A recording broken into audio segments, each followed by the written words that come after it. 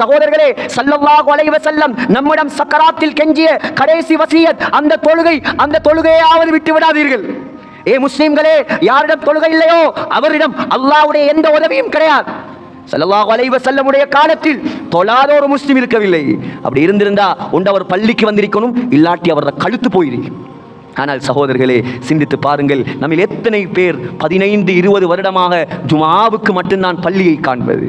ஒரு தொழுகையை வேண்டும் என்று விட்டால் 80,000 வருஷம் நெருப்பில் பத்த வேண்டும். முடியுமா சகோதரர்களே? யாருக்கு தைரியம் இருக்கிறது? ஆகையால் இந்த மாதம் ஸல்லல்லாஹு அலைஹி வஸல்லம் நமக்கு வசியத் செய்த நாள். சகோதரர்களே, இந்த தொழுகையாவது கடைபிடியுங்கள். நபி அலைஹிஸ்ஸலாத்தின் மீது உண்மையாக அன்பு வையுங்கள். முழு இலங்கையில் உள்ள தொழிலாளிகள் எல்லாரும் இங்கே இருப்பீர்கள்.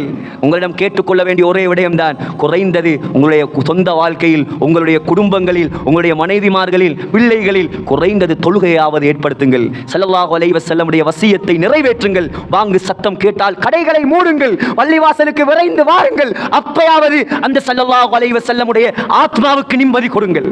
சகோதரர்களே, அந்த கியாமத்துடைய நாளிலும் கூட நமக்காக பேசும் ஒரே ஜீவன் அந்த ஸல்லல்லாஹு அலைஹி வஸல்லம் தான். நீங்கள் யாருக்காக தொழுகையை விட்டு விட்டு ஓடுகிறீர்களோ அந்த மனைவி உங்களுக்கு ஒரு சொட்டு தண்ணீர் தரமாட்டாள்.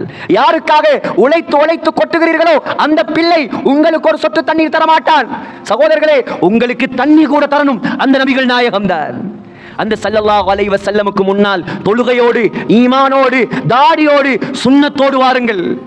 அந்த மதீனா சுவர்க்கத்து பூஞ்சோலை, அங்கே மௌத்தாக வேண்டும் என்று ஆசைப்படுங்கள்.